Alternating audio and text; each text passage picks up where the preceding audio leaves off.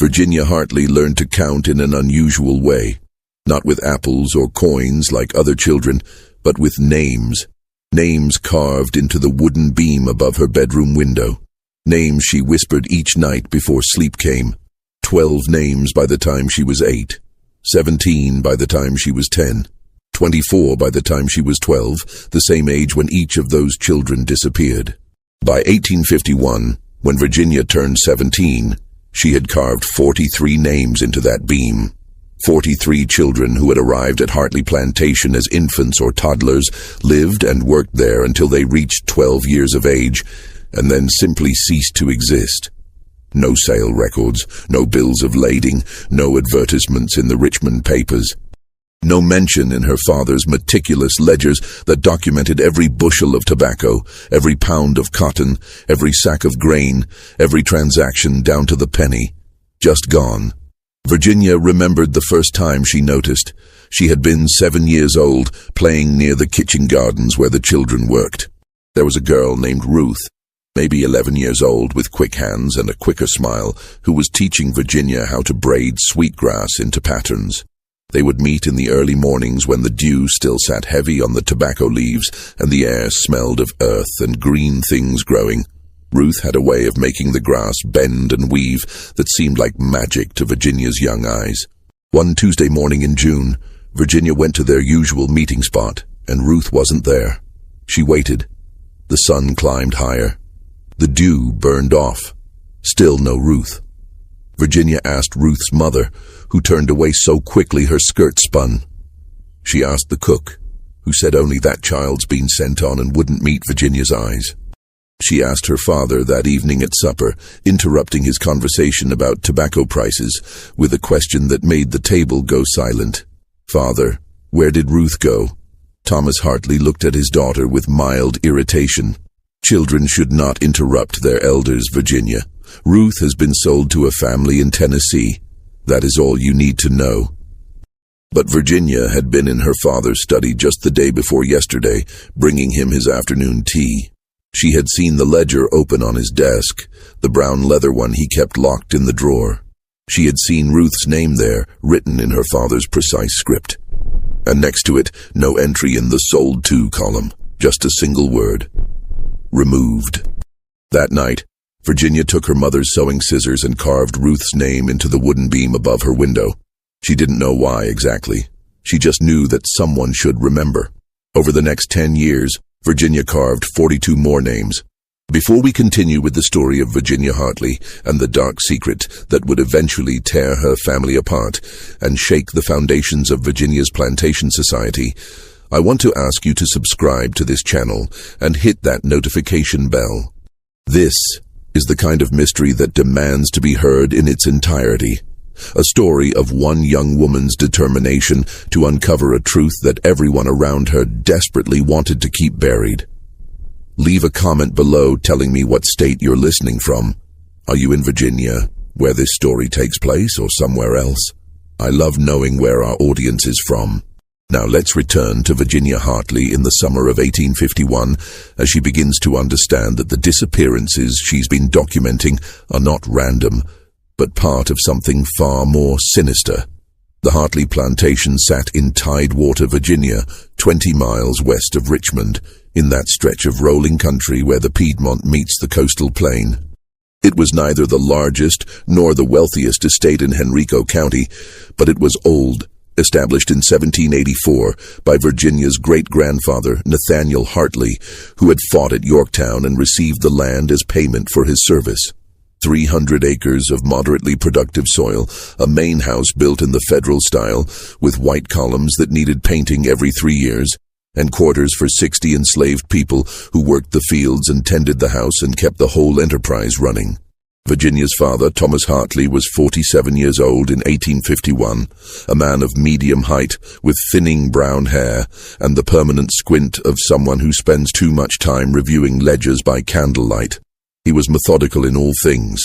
He rose at 5 each morning, inspected the fields before breakfast, spent his afternoons in his study with his account books, and retired each night at 9 o'clock precisely. He believed in order, in documentation, in the proper management of assets. He kept 3 sets of ledgers. The first, bound in green cloth, recorded crops and equipment, acres planted, bushels harvested, tools purchased, repairs needed. The second, bound in red leather, detailed household expenses, candles bought, fabric purchased, servants' winter shoes, the cost of sugar and coffee and tea. The third, bound in brown leather and kept in a locked drawer of his mahogany desk, recorded what he called his human inventory. Virginia had seen this third ledger many times. Her father was not secretive about it within the family. The ledger was simply a fact of plantation life, as ordinary as the crop records. Each page was divided into neat columns: name, age, sex, value, acquired from, date of acquisition. Further along, another section detailed sales: name, age, price, sold to, date of sale, purpose. Thomas Hartley believed that a well-run plantation was one where every asset could be accounted for at any moment. He could tell you exactly how many people he owned, their ages, their skills, their monetary value. He could tell you which ones had been born on the plantation and which had been purchased. He could tell you who was likely to run away, marked with a small R next to their names, and who could be trusted with more freedom of movement. He could tell you all of this because he wrote it down, updated it regularly, and reviewed it monthly. This is why Virginia found it so profoundly strange that children kept disappearing from that ledger with no explanation. By the time she was 15, Virginia had started paying very close attention to the pattern. She would sneak into her father's study when he was in the fields, carefully picking the lock on his desk drawer with a hat pin, a skill she had taught herself through patient observation and experimentation. She would open the brown ledger and run her finger down the columns, looking for the names she remembered, the children she had played with, talked to, watched grow. They were always there in the acquisition records, always listed with their dates of arrival, their approximate ages, their origins. But in the sales records, there was never a corresponding entry, just that word, removed. Sometimes there was a date, sometimes just the word and nothing else. Virginia began to recognize a pattern in the acquisitions too. Her father would make trips to Richmond 3 or 4 times a year, ostensibly on business. He would leave in the morning with his horse and a small purse of coins and return late at night or sometimes the following day. He never brought wagons. He never mentioned auctions. But within a few days of his return, there would be a new child on the plantation, always between the ages of 3 and 5, always described in the ledger as healthy specimen or well-formed or intelligent appearance. These children received different treatment from the others. They worked lighter tasks, kitchen garden, water carrying, helping with laundry. They received better rations. And most strikingly, they were taught to read and write. This last fact was significant. In 1831, after Nat Turner's rebellion sent shockwaves through the South, Virginia had passed laws making it illegal to teach enslaved people to read or write. The penalty for doing so was a fine or imprisonment. Most plantation owners complied with the law, seeing literacy as a dangerous thing that might give enslaved people ideas about freedom. But Thomas Hartley ignored the law. He had an elderly widow named Mrs. Porter come to the plantation twice a week to teach these specific children their letters, their numbers, basic arithmetic. Virginia asked him about it once when she was 14. They were at breakfast, just the two of them. Her mother was still abed with one of her headaches. Virginia had been awake half the night thinking about a boy named James, who had disappeared the week before, just after his 12th birthday. "Father," she said, spreading preserves on her biscuit, trying to sound casual, "why do you have Mrs. Porter teach some of the children to read? Isn't that against the law now?" Her father looked up from his newspaper. "The law is for people who can't manage their property correctly. An educated servant is worth more, Virginia. That's simple economics. Worth more when you sell them?" "Precisely. But you don't sell them, Father. At least I've never heard you mention it. Where do they go?" Thomas Hartley's expression changed subtly. His eyes, which had been relaxed and slightly amused, went cold and flat. "That is not a subject for young ladies to concern themselves with. Eat your breakfast." Virginia ate her breakfast, but she didn't stop thinking about it. By the spring of 1851, Virginia had developed what she thought of as her private investigation. She kept notes in a journal that she hid beneath a loose floorboard under her bed. She recorded the names of children as they arrived, their approximate ages, any distinguishing characteristics. She noted the dates of her father's trips to Richmond. She documented when children disappeared and tried to calculate the exact age at which it happened. The pattern was undeniable. Every child who arrived between ages 3 and 5 would disappear between ages 12 and 13. Sometimes they stayed a few months past their 12th birthday. Sometimes only a few weeks. But they never reached 13. Never. Virginia thought about this constantly. She thought about it during her embroidery lessons with her mother. She thought about it during church services, staring at the back of her father's head as the minister droned on about obedience and duty. She thought about it at night, lying in bed and staring at the names carved above her window, names that glowed faintly in the moonlight filtering through her curtains. She thought about what it meant, the careful selection of young children, the better treatment, the education, the systematic disappearance at age 12. Where were they going? Who was buying them? And why would someone pay more for an educated child when education was illegal and supposedly dangerous? The answer, when it began to come to her, was one she didn't want to believe. In early June 1851, Virginia made a decision. She would follow her father on his next trip to Richmond. She would find out where he was really going and what he was really doing. Because whatever it was, 43 children had vanished into it, and Virginia could no longer pretend she didn't notice.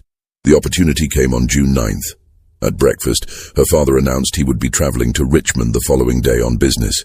Virginia told her mother she would be visiting her friend Catherine Stewart, who lived on a neighboring plantation 3 miles away. It was a lie. Virginia had never lied to her mother before, and the guilt sat heavy in her stomach like a stone. But she didn't see another choice. That night, Virginia prepared. She laid out her riding clothes, a dark blue dress that wouldn't show dirt, sturdy boots, a bonnet with a wide brim to shade her face. She packed a small bag with water and some bread and cheese she had taken from the kitchen. She went to bed early but didn't sleep, lying awake and watching the square of moonlight creep across her floor as the hours passed. At 4 a.m, she rose and dressed in the dark. She crept downstairs, avoiding the steps that creaked, 3rd from the top, 7th from the bottom. She slipped out through the back door, past the kitchen, across the yard to the stables. The horses stirred as she entered, but she spoke softly to them, and they settled. She saddled her mare, Juniper, as quietly as she could, her hands shaking slightly. By the time her father emerged from the house at 5:30, Virginia was already hidden in the woods that bordered the main road to Richmond. She had chosen her spot carefully, far enough back that she wouldn't be seen, but close enough that she could see anyone passing on the road. She waited, listening to the birds wake and begin their morning songs, watching the sky lighten from black to gray to pale blue. Her father rode past at 6 o'clock. Virginia waited 10 minutes, counting her heartbeats, and then followed. The road to Richmond was well-traveled but not crowded at this hour. Virginia stayed far back, sometimes losing sight of her father around curves or over hills, then catching glimpses of him ahead. The morning was already warm, promising another sweltering Virginia summer day. Sweat prickled on Virginia's back beneath her dress. Juniper's hooves raised small puffs of dust from the dry road. They had been traveling for perhaps 45 minutes, when Thomas Hartley did something unexpected. Instead of continuing toward Richmond, he turned off the main road onto a smaller path that led into dense woods. Virginia almost missed the turn. The path was barely visible, just 2 ruts in the undergrowth, easy to overlook if you weren't looking for it. Virginia dismounted and tied Juniper to a tree well off the main road, where she wouldn't be visible to any other travelers. Then she followed the path on foot, moving as quietly as she could through the underbrush. The woods here were thick with oak and pine and sweet gum, the canopy blocking out much of the sun. The temperature dropped noticeably in the shade. The air smelled of leaf mold and something else, something damp and rotten that Virginia couldn't identify. She could hear her father's horse ahead, the sound of hooves on the soft forest floor, the jingle of tack. She followed the sound more than the sight, staying well back, placing her feet carefully to avoid snapping twigs. After perhaps a mile, the woods began to thin. Virginia slowed, moving from tree to tree, peering ahead. She could see a clearing through the branches, and in that clearing, a structure. It wasn't a house. It was more like a barn or a large shed, built of weathered gray wood that looked like it had been standing there for decades. The roof was shingled with wooden shakes that had gone mossy on the north side. There were no windows that Virginia could see, just a door in front and what might be another door in back. There was nothing else in the clearing. No other buildings, no fields, no signs of human habitation beyond this one strange structure alone in the woods. Her father's horse was tied to a post outside the front door. Virginia circled around through the trees, looking for a better vantage point, a way to see what was happening without being seen herself. The building had no windows, which made it difficult, but as she worked her way around to the back, she saw that there was indeed a second door there, and it was slightly ajar. Virginia crept closer, her heart hammering so hard she could feel it in her throat. She pressed herself against the weathered wood of the building's back wall and listened. Voices, men's voices, her father's and someone else's she didn't recognize. "You're late, Hartley." The unknown man's voice had a nasal quality, irritated. The roads were muddy from yesterday's rain. It slowed my progress. Her father's voice unruffled. "Is the merchandise ready for inspection?" Virginia felt cold despite the heat. Merchandise, that's what they called them. Not children. Merchandise. "He's prepared according to your specifications," her father replied. 12 years old as of last month, healthy, strong, intelligent. He can read at a 6th grade level, write clearly and calculate figures better than most white children his age. Good. My buyer in Charleston specifically requested someone educated. You'd be surprised how many prefer them that way now. They're willing to pay premium prices for literacy. A pause. "They say it's more satisfying when the merchandise understands what's being done." Virginia's blood turned to ice in her veins. She pressed her hand over her mouth to keep from making a sound. What's being done? What did that mean? What was being done to these children? The price we discussed. Her father's voice was businesslike, discussing a child's fate the way he might discuss the price of tobacco. $800, twice what you'd get at public auction as promised. But then, we're not just buying the merchandise, are we, Hartley? We're buying discretion. No papers, no records, no trail. As far as the world is concerned, this child never existed. The sound of footsteps inside the building. Virginia realized someone was approaching the back door. She ran as quietly as she could back into the trees and threw herself down behind a massive oak tree. Her dress caught on something, a thorny vine, and she heard it tear. But she didn't stop. The back door swung open fully. The man who emerged was tall and thin, dressed in a dark coat despite the heat, with a face like a ferret, narrow and pointed. He was holding the arm of a child. Virginia recognized him. Samuel, one of the kitchen garden boys. He had turned 12 3 weeks ago.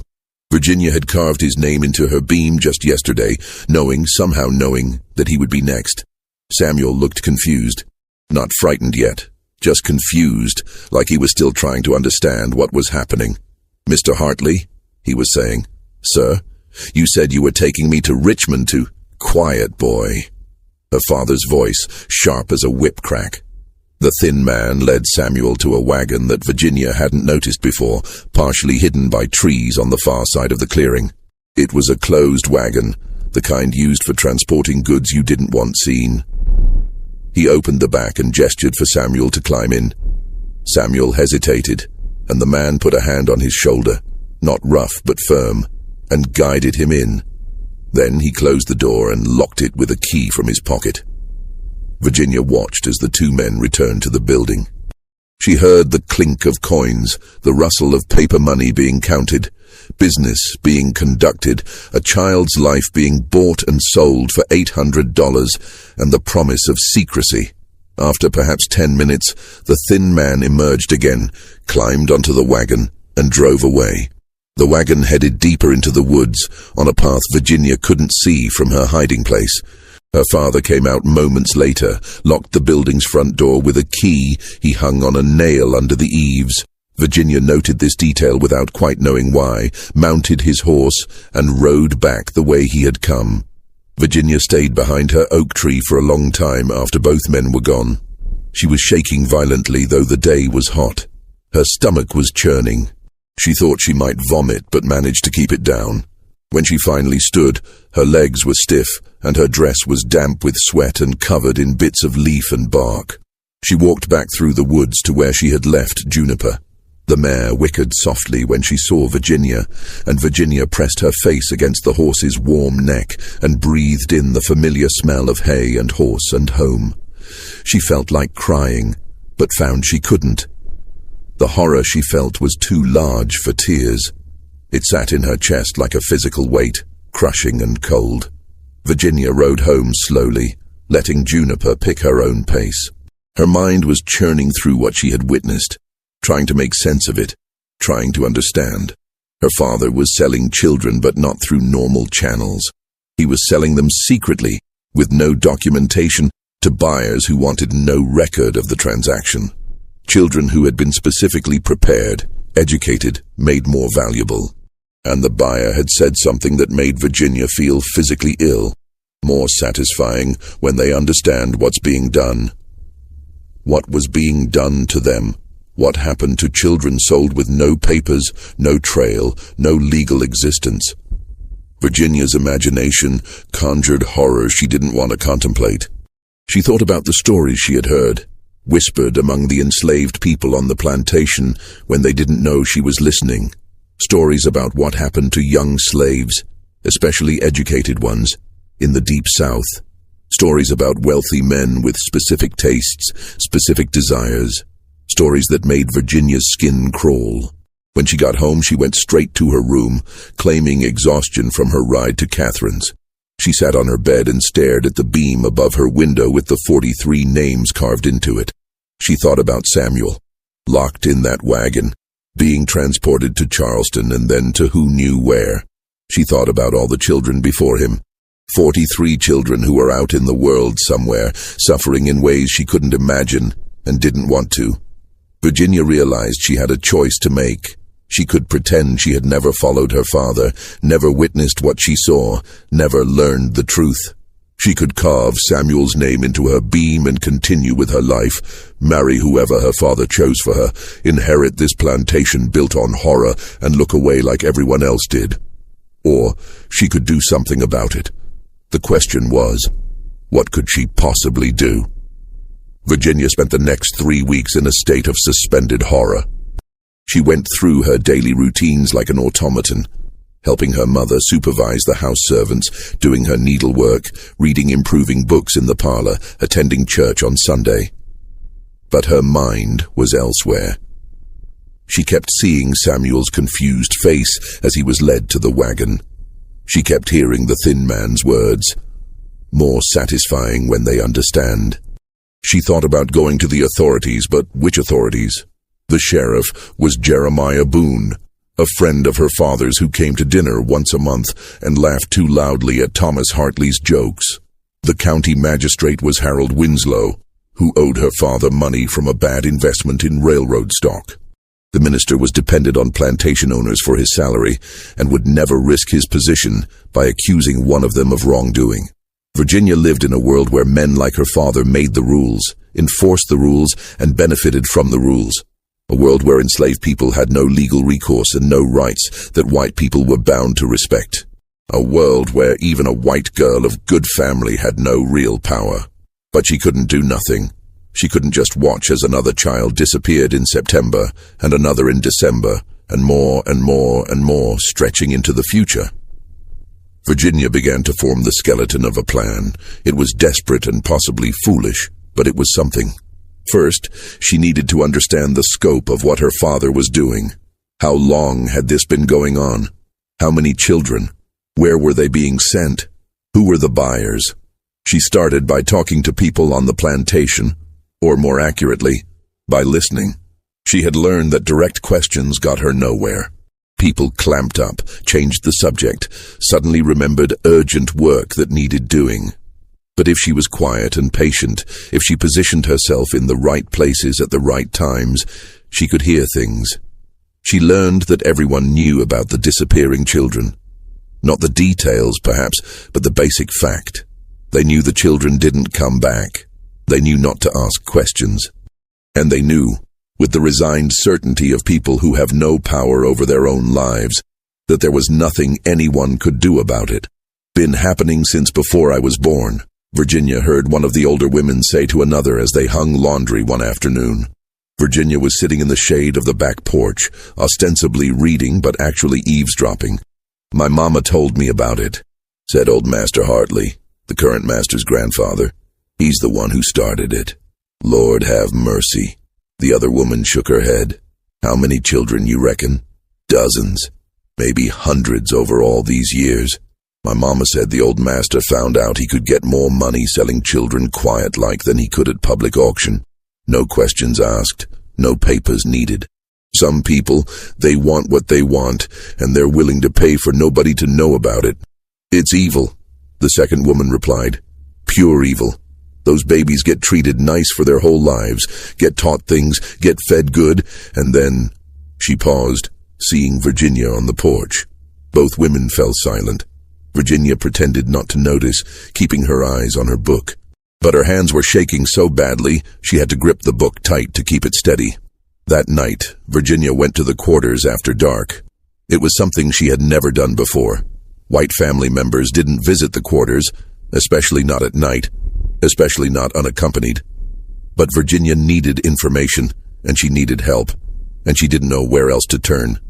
She knocked on the door of a cabin near the edge of the quarters. A woman named Dinah answered, one of the kitchen workers, mother to several children. Virginia had chosen her specifically because Dinah had a son named Marcus, who was 11 years old. Marcus would turn 12 in March.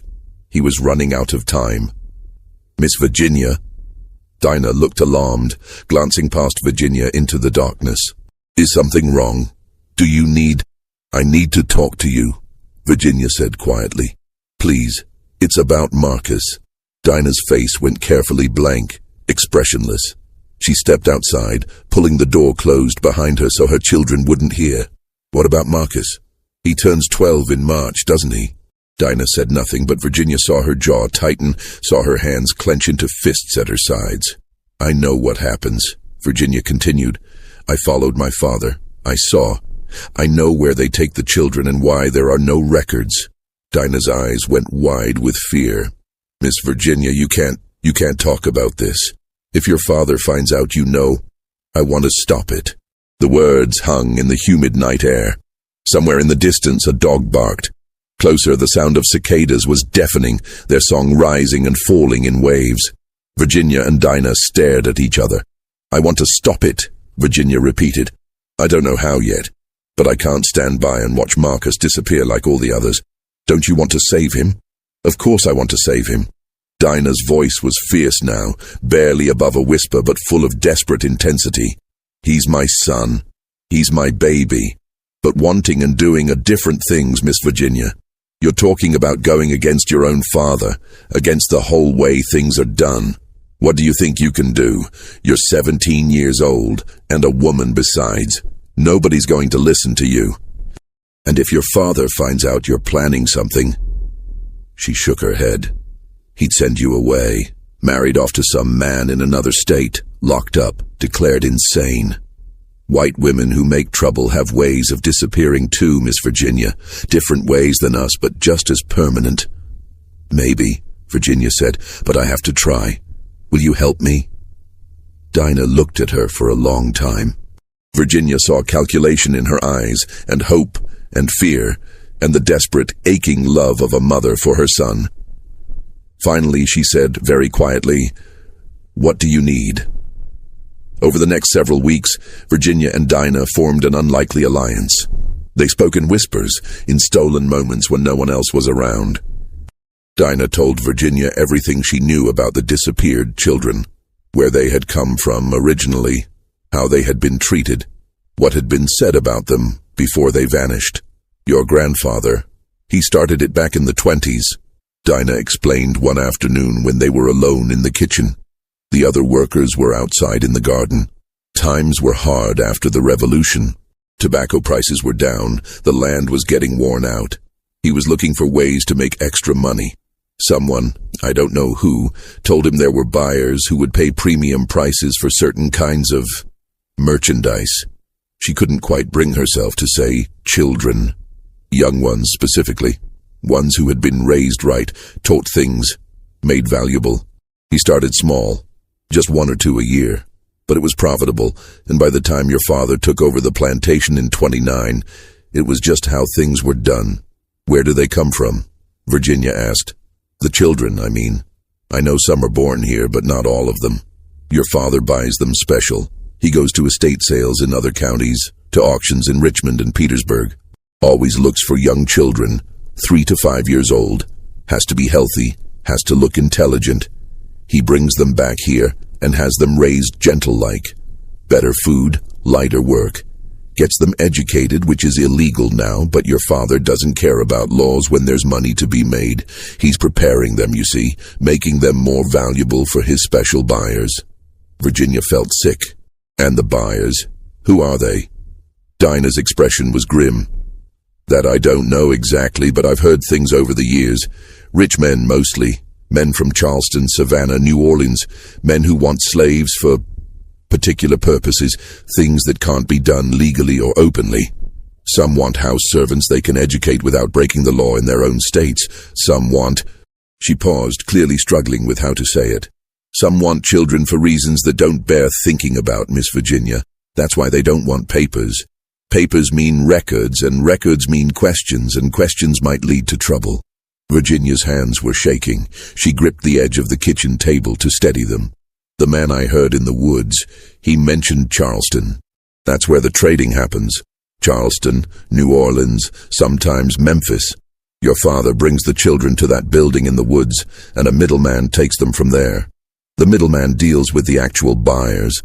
That way your father's hands stay clean, you see. He can claim ignorance if anyone ever asks. Not that anyone asks. No, Virginia said bitterly. No one asks.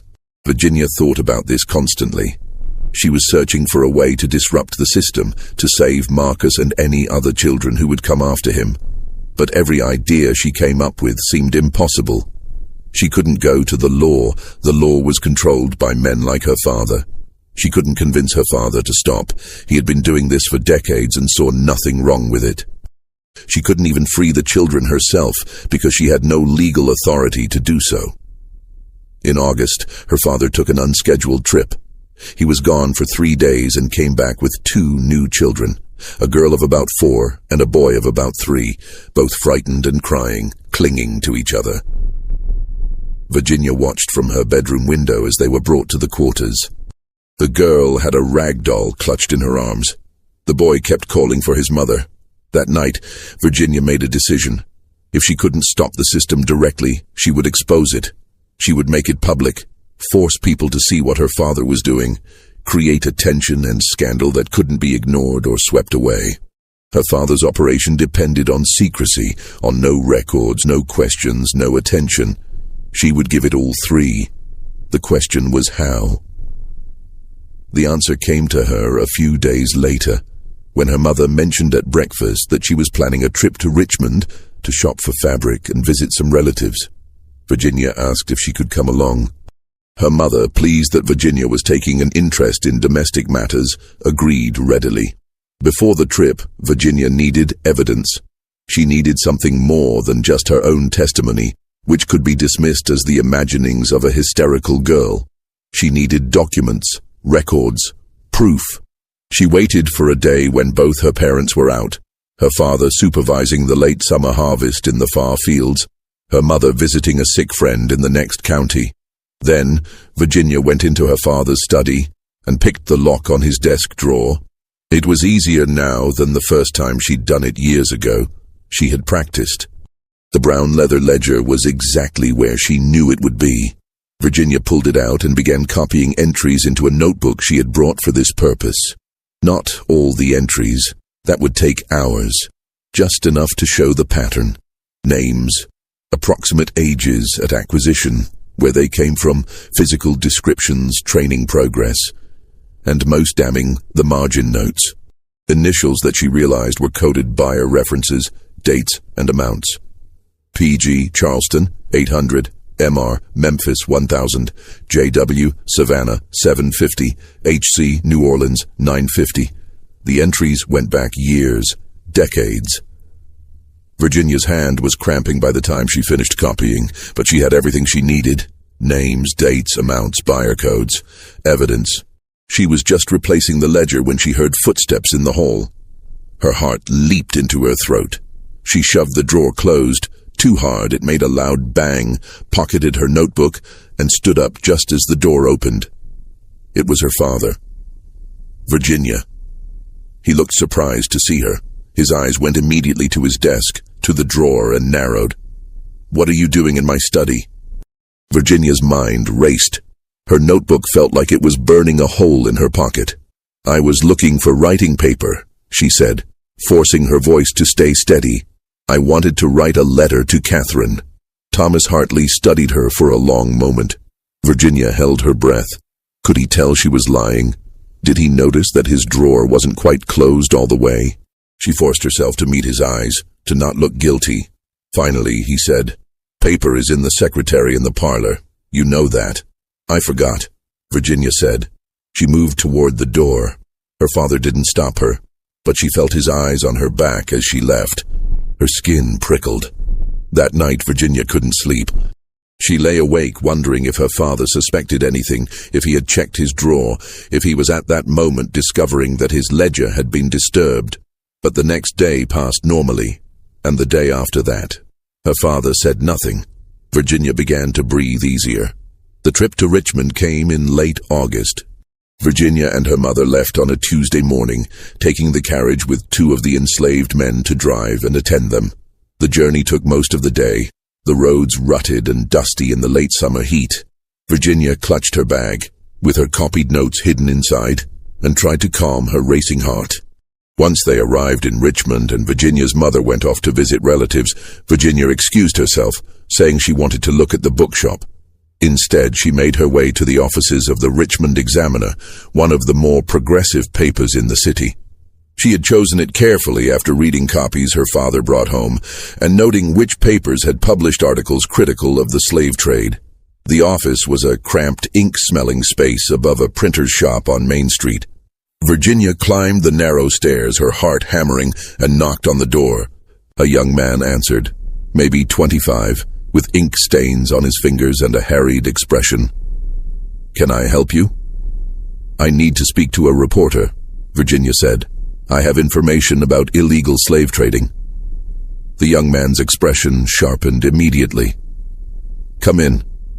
She was led to a small office where an older man sat behind a desk, covered in papers, proofs, and what looked like several unfinished cups of coffee. He stood when Virginia entered and introduced himself as Edmund Parker, the editor. He was perhaps 50, with graying hair and sharp, intelligent eyes. Virginia sat down and, without preamble, told him everything. She described following her father to the building in the woods. She described the transaction she had witnessed, the thin man with the ferret face, the wagon, Samuel being taken away. She showed him her notebook with the copied entries from her father's ledger, all the names, the dates, the amounts, the coded buyer references. Parker listened without interrupting, occasionally making notes. When Virginia finished, he sat back and studied her with an expression she couldn't quite read. "This is serious," he said finally. "You understand what you're accusing your own father of, Miss Hartley?" "I'm not accusing. I'm telling you what's happening." "Semantics. If I publish this, your father will be arrested and tried. Your family will be destroyed. Your name will be dragged through every newspaper in Virginia. You'll be known as the daughter who betrayed her father. Some people will call you courageous. Many more will call you a traitor. Are you prepared for that?" Virginia met his eyes. "Yes." Parker studied her for a moment longer, then looked down at her notebook. "These buyer codes. You're sure your father keeps the key to them somewhere?" "He must. He's too methodical not to. The building in the woods. You could find it again?" "Yes." "And you witnessed an actual transaction?" Child, money exchanged, the works? Yes. Parker nodded slowly. He stood and walked to the window, looking out at the street below. Virginia waited, barely breathing. I believe you, he said finally, turning back to her. But belief isn't enough. I need proof that will stand up in court. I can't just publish accusations based on one person's testimony, even with these notes. Your father would sue me for libel. The paper would be ruined, and nothing would change. We have to do this right. What do you need? Independent verification. I need to send someone to observe and document an actual transaction. With evidence, testimony from my reporter, photographs if possible, we'd have an airtight case. Virginia felt cold dread settle in her stomach. That could take months. Father only makes these trips quarterly. The next one isn't until September. Then we wait until September. Another child will disappear. Parker's expression was sympathetic but firm. Miss Hartley, I understand your urgency. I truly do. But if I publish this without solid evidence, your father will destroy us both, and the operation will continue. We have one chance to do this right. We can't waste it by moving too quickly. Virginia wanted to argue, wanted to insist there had to be another way, but she knew he was right. She gave him the date of her father's next expected trip, the second week of September, and described the location of the building in the woods as precisely as she could, referencing landmarks and distances from the main road. Parker promised to send a reporter to observe and document everything. If we can confirm even one transaction, he said, we'll publish the full story. Your father's operation will be shut down, he'll face criminal charges, and hopefully we can track down some of the buyers too. But Miss Hartley, he paused, making sure she was listening, you need to prepare yourself. When this breaks, your life will never be the same. Your family will be destroyed. You'll likely be disowned. Are you absolutely certain you want to do this? Virginia thought about the 43 names carved into the beam above her window. She thought about Samuel's confused face as he was led to the wagon. She thought about Marcus, who had less than 6 months before he turned 12. She thought about all the children who would come after him if someone didn't stop this. Yes, she said, I'm certain. She returned home with her mother that evening, and for the next 2 weeks lived in an agony of tension. She went through her routines mechanically, always wondering if her father suspected anything, if Parker's reporter would really show up, if the plan would work. She felt like she was living on the edge of a knife, balanced between hope and terror. In early September, Thomas Hartley announced at breakfast that he would be traveling to Richmond on September 12th. Virginia's hands tightened on her teacup so hard she thought it might shatter. September 12th. That was it. That was the day everything would either succeed or fall apart. September 12th dawned clear and hot, the kind of day that promised to be sweltering by mid-morning.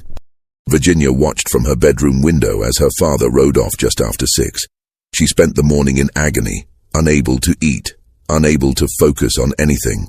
Her mother commented that she looked pale and suggested she rest. Virginia retreated to her room and paced like a caged animal. What was happening out there in the woods? Was Parker's reporter in position? Would they be able to document everything? What if her father noticed he was being watched? What if something went wrong? The hours crawled past. Noon came and went. Virginia's mother knocked on her door around 2 o'clock, concerned, but Virginia claimed a headache and asked to be left alone. She sat by her window and stared out at the long drive, waiting. Her father returned just before sunset. Virginia watched him dismount, hand his horse to one of the grooms, and walk into the house with his usual brisk stride. He looked exactly the same as always. Nothing seemed wrong. Had the plan failed? Had Parker's reporter not shown up? Virginia barely slept that night. The next morning at breakfast, her father seemed normal. No hint that anything unusual had happened. Virginia's hopes began to sink. Something had gone wrong. It had to have gone wrong, or surely her father would be acting differently. But then, 3 days later, everything exploded. The story broke in the Richmond Examiner on September 15th, 1851. The headline was printed in letters so large Virginia could read them from across the room. prominent Virginia planter accused of operating secret child trading ring, decades of illegal sales exposed. Virginia's mother screamed when she saw it. The sound brought Virginia running from her room. She found her mother in the parlor, the newspaper shaking in her hands, her face white as chalk. "Thomas!" she shrieked. "Thomas, come here right now." Virginia's father came from his study, already moving fast. He had clearly heard the scream. He took one look at the newspaper and went very still. His face drained of color. For a long moment, no one spoke. Then her mother turned to look at Virginia, and Virginia saw understanding dawn in her eyes. "You," she whispered, "you did this." "Someone had to," Virginia said quietly. What followed was chaos. Her father shouting, demanding to know what Virginia had told the newspaper. Her mother weeping and hysterical, calling Virginia a traitor, a betrayer, asking how she could do this to her own family. Virginia standing her ground, voice shaking but words steady, saying that she couldn't let it continue, that 43 children had disappeared and she wouldn't let there be a 44th. Sheriff Boone arrived that afternoon with 2 deputies. Virginia watched from the top of the stairs as her father was arrested. Thomas Hartley went quietly, his face rigid with fury and shock. As they led him past the stairs, he looked up and his eyes met Virginia's. The look he gave her was one of pure hatred. Virginia forced herself not to look away. The trial began 6 weeks later, in November. The courtroom in Richmond was packed every day. The public gallery, the press section, every available space filled with curious observers who came to see the spectacle of a daughter testifying against her father. The prosecution built their case methodically. They had Edmund Parker's reporter, who testified about what he had witnessed in the woods on September 12th. They had photographs, grainy daguerreotypes that nonetheless clearly showed Virginia's father exchanging money with the thin man, showed a child being led to a wagon, showed the building itself. They had Virginia's testimony about what she had seen and heard. They had the testimony of Dinah and other enslaved people from the plantation, who spoke reluctantly but truthfully about the pattern of disappearances.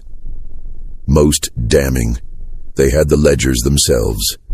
The sheriff had seized them when he arrested Virginia's father, and they provided incontrovertible evidence of the scheme. Years of entries showing children acquired, trained, and removed with no corresponding sale records, along with the margin notes showing coded transactions worth thousands of dollars. Virginia's father's lawyer tried desperately to build a defense. He argued that his client had every right to dispose of his property as he saw fit. He tried to discredit Virginia, calling her a hysterical girl who had misunderstood innocent business dealings. He tried to suggest that the enslaved people testifying were lying in hopes of gaining freedom. But the evidence was overwhelming. The prosecution even managed to track down some of the buyers through the coded references. Several were granted immunity in exchange for testimony, and what they revealed was worse than Virginia had imagined. The buyers had purchased the children for reasons that ranged from the merely illegal to the genuinely monstrous. Some wanted educated servants and were willing to pay premium prices to avoid their own state's laws against teaching slaves to read. Others wanted children for exploitation that made the courtroom go silent when it was described, even in the carefully euphemistic language required by decorum. Virginia was called to testify on the 3rd day of the trial. She wore a simple gray dress and kept her hands folded to stop them from shaking. The prosecutor led her through her testimony gently when she had first noticed the disappearances, how she had started keeping records, what she had witnessed when she followed her father, why she had decided to go to the newspaper. Then her father's lawyer cross-examined her, and he was not gentle. He accused her of being a rebellious daughter seeking attention. He suggested she had romantic notions about abolition picked up from unsuitable reading material. He implied she was mentally unbalanced, perhaps suffering from hysteria or delusions. He asked her repeatedly why, if she was so concerned about these children, she hadn't spoken to her father directly instead of going behind his back to the press. Virginia answered every question calmly. "I did speak to my father. He told me it was none of my concern. And I went to the press because I knew no one else would listen. Who would believe an enslaved person complaining about their treatment? Who would investigate a respected planter based on rumor? The only way to stop what was happening was to make it impossible to ignore. On the 5th day of the trial, Thomas Hartley himself testified. He was calm, almost arrogant on the stand. He admitted to the transactions but claimed he had done nothing wrong. Enslaved people were property, he argued. He had every legal right to sell his property to whomever he wished, at whatever price he could negotiate. If he chose to do so without formal documentation, that was his prerogative as the owner. These people are not children in the sense that white children are children, he said at one point. They are property that must be managed for maximum efficiency and profit. I prepared them according to market demand, just as I might improve any other asset before sale. There is no crime in that. The courtroom erupted. The judge had to bang his gavel repeatedly to restore order. Virginia, sitting in the public gallery, felt sick, but her father had miscalculated badly.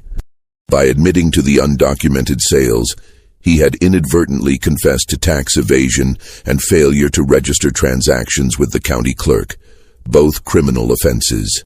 And several of the buyers he had sold to were from states where the children's subsequent treatment violated even the minimal protections afforded to enslaved people.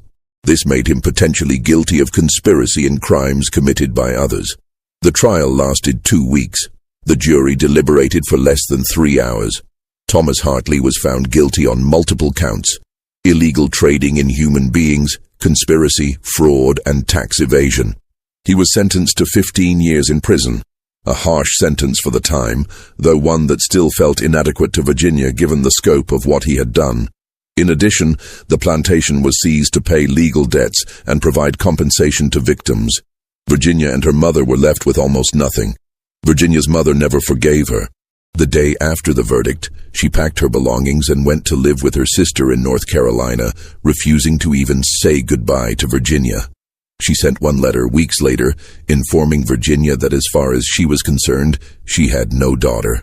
Virginia had destroyed the family, ruined the family name, and brought shame on everyone connected to the Hartley name. Virginia moved to Philadelphia in early 1852. She had nowhere else to go. The plantation was being sold off piece by piece. Her father was in prison. Her mother had disowned her. Her name was notorious throughout Virginia. Some people called her a hero, but many more called her a traitor and a betrayer. In Philadelphia, she found work with the Pennsylvania Anti-Slavery Society. They had heard about her case. It had been covered extensively in the abolitionist press, and they welcomed her. Virginia began speaking publicly about what had happened, writing articles for abolitionist newspapers, testifying before anti-slavery gatherings. She became known as the Virginia Daughter, the girl who had exposed her own father's crimes. Some of the children who had been sold through her father's operation were tracked down through the trial testimony. A few were returned to their birth families. Most could not be found. They had disappeared into the vast apparatus of slavery, their trails gone cold. Virginia maintained contact with those few who were found, sent them what little money she could spare, tried to help in whatever small ways were available to her. She never married. She never returned to Virginia. She spent the rest of her life working for abolition, and after the Civil War ended, for the rights of freed people. She was never wealthy, never famous beyond abolitionist circles, never entirely at peace with the choices she had made. In her later years, she wrote a memoir. It was published in 1885, when Virginia was 51 years old. She titled it The 43 Names, A Daughter's Account of Slavery's Hidden Horrors. In it, she detailed everything: her childhood on the plantation, the names carved into her beam, her investigation, the trial, the aftermath. The memoir included a list of all the names she could remember or had recorded. Every child who had disappeared from Hartley Plantation during her lifetime and before. The list took up 3 full pages of the book. Next to each name, where she knew it, she wrote what had happened to them. Most entries were blank. Most of those children simply vanished into history, their fates unknown. I write these names so someone will remember, she wrote in the introduction. These children existed. They had lives, however brief and however constrained. They were not just property, though that is how the law defined them. They were human beings, and what was done to them was evil, not the casual, unthinking evil of a system that treated people as things, but the deliberate, calculated evil of men who saw opportunity in that system and exploited it for profit. I could not save most of them. I could only expose what was happening and hope that perhaps, someday, we would build a world where such things were impossible. Virginia Hartley died on November 3, 1893, at the age of 59. She died of pneumonia in a small boarding house in Philadelphia, attended by friends from the Anti-Slavery Society. In her will, she left her papers, including her journals, the original notes she had copied from her father's ledger, and all her correspondence, to the Pennsylvania Historical Society, with instructions that they be preserved as evidence of the particular cruelty of which human beings are capable when they treat other human beings as property. Those papers still exist. They are housed in a temperature-controlled archive in Philadelphia, available to researchers. The beam from Virginia's childhood bedroom was preserved when the Hartley house was demolished in 1878, and it is now in a museum collection. You can see it if you visit the Virginia Historical Society in Richmond, a 12-foot length of wood with 43 names carved into it in careful, childish script, the letters worn but still legible after all these years. Each name represents a life interrupted, a childhood stolen, a person whose story ended at age 12 in ways we can only guess at and hope we're wrong about. The building in the woods was burned down in 1852, shortly after the trial concluded. Whether the fire was set deliberately or started by accident, no one knows. The land it stood on is part of a state park now. Sometimes hikers pass through that clearing and don't know they're walking on ground where terrible transactions once took place, where children were handed over to fates worse than the slavery they already endured. The trial testimony, the ledgers, the photographs, all were preserved as evidence and are now part of the historical record. They provide a window into a specific kind of horror that existed within the larger horror of slavery. A reminder that there were always people willing to exploit the vulnerable for profit, and that systems of oppression create opportunities for the worst impulses of human nature. Virginia Hartley's story raises uncomfortable questions that we still grapple with today. How many other operations like her father's existed? How many other children disappeared without explanation? How many families kept dark secrets that were never exposed? We don't have answers to those questions. History is full of silences, gaps in the record where people were deliberately erased. The 43 names on Virginia's beam represent only what one person could document in one place over one period of time. The true number of children who suffered similar fates is unknowable and unimaginable, but Virginia's decision to act, to speak, to expose what she had been raised not to see, that mattered. It mattered to Marcus, Dinah's son, who lived free in Pennsylvania and had children of his own after Virginia used what little money she had to purchase his freedom. It mattered to the few families who were reunited with children they thought they'd lost forever. It mattered to the historical record, providing documentation of a horror that many would prefer to forget.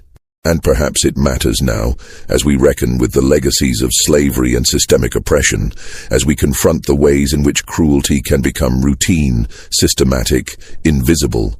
Virginia kept finding children who vanished at age 12, and she chose not to look away. She chose to count, to remember, to carve their names where she would see them every day.